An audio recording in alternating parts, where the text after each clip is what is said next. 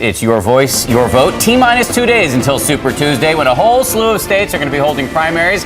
And Mitt Romney, the on-again, off-again frontrunner, is heading into the big day with a big head of steam after winning the Washington state caucuses overnight with 38%. ABC's David Curley is in Washington, D.C. this morning with the latest. David, good morning to you. Good morning, Dan. The numbers showed it there. Romney trounced Rick Santorum in Washington state, who leads in some national polls. So for Romney, this is the mighty mo, some momentum going into the biggest day on the calendar for the campaign so far. Get out and vote on Tuesday. Thank you so much. If it seems like the candidates are moving a little quicker, it's because they have a lot of ground to cover and not a lot of time left to Super Tuesday. Yes, Super Tuesday, when voters in 10 states go to the polls. More delegates delivered in one night than in the entire campaign. So what's a candidate to do in just 2 days? Lots of talking. I will never apologize for the greatness of this country. And lots of traveling. Ron Paul thinks he's strong out west. It's Alaska and Idaho. Newt Gingrich, way ahead in his home state of Georgia, is actually at his Virginia home today and will then bounce into Tennessee. Romney hits Newt's territory, Georgia, Tennessee, and then Ohio. For Santorum, it's Tennessee, Oklahoma, and then Ohio. Ohio, that is the big prize. It's a swing state where Romney could quiet his critics. Obviously, if I got the nod from the people of Ohio, that would send a big statement. Hi, everybody. How you doing? And Santorum has a problem in Ohio. He didn't complete all the paperwork and is at risk of being ineligible for more than a quarter of the delegates. Romney's campaign pounced. That basic organizational test that you're going to have to battle President Obama is a test that Rick Santorum and his campaign have flunked. So, Senator Santorum, did you flunk? If that's the only thing that they find is a problem with my candidacy, we're in pretty good shape.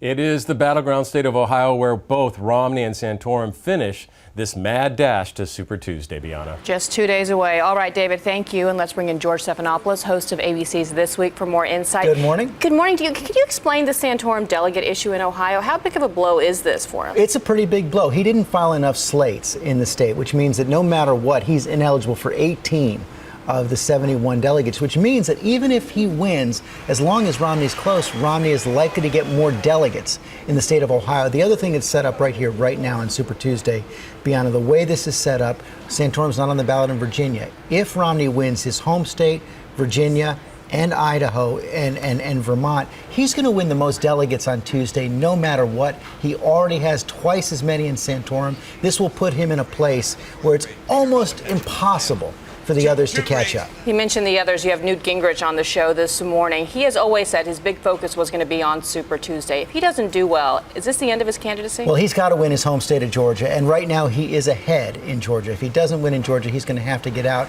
But he's still going to have a hard time convincing Republican voters going forward that he's anything but a regional candidate. He's only won in South Carolina. Last 8 contests, he's done no better than third. So he's got an uphill fight no matter what. Talking about fights, something that the Republican candidates are pouncing on is the issue of Iran, whether or not the president has a tough enough stance on Iran. The president's going to be meeting with Israeli Prime Minister Netanyahu tomorrow. Will he budge from all this pressure?